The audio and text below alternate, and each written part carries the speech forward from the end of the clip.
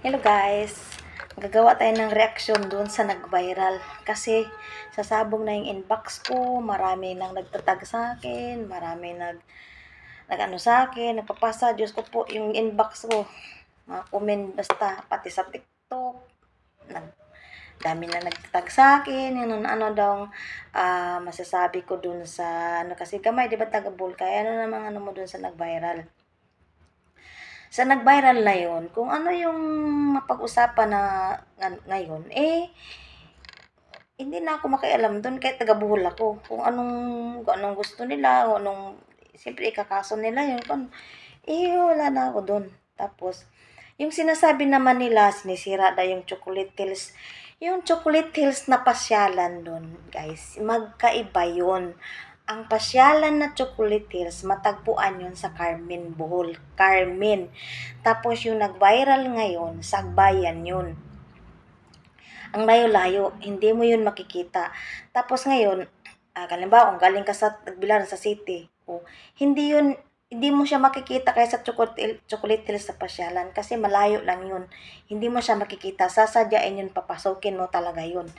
Yung Chocolate Hills, nung pasyalan talaga, wala namang swimming pool sa baba. Kaya sinabi nila, gamay, pupunta pa naman ako ng Bohol. Paano na yun, hindi na ako makapuntang Chocolate Hills.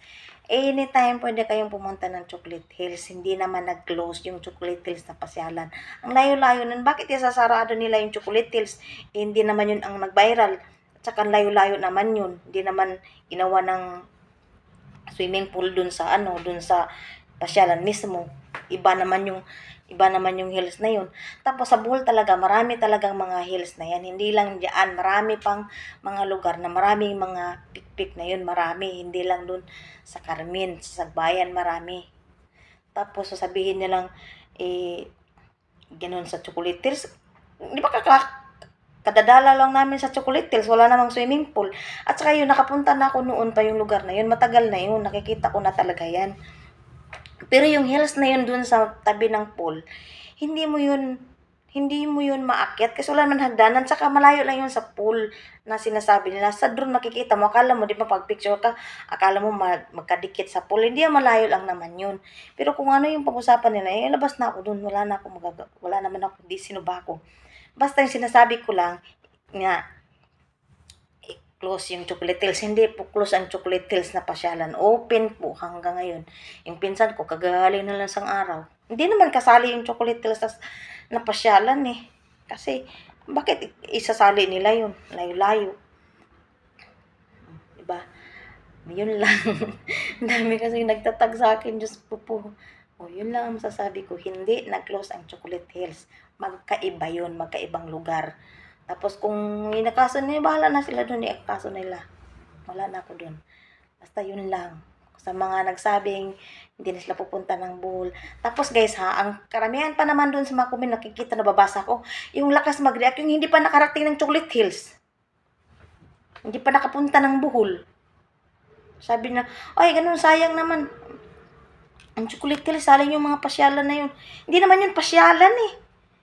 Yung makareact talaga, pumunta ka muna ng Bohol bago mo masabing mayroon bang swimming pool dun sa Chocolate Hills mismo na pasyalan. Di naman yun. Haluka talaga. Ako talaga na. Kasi siyempre, bula na yun. Basta yung pasyalan na yun, walang swimming pool. Mayroon naman akong vlog eh. Okay guys, yun. Linaw na. Yung pasyalan, magkaiba yung pasyalan at Chocolate Hills at saka yun sa nag-viral. Carmen, yung Chocolate Hills na pasyalan, tapos yun Sagbayan, spelling pa lang, magkaiba na eh. Diba guys? Okay guys, yun lang masasabi ko. Thanks for watching. Bye.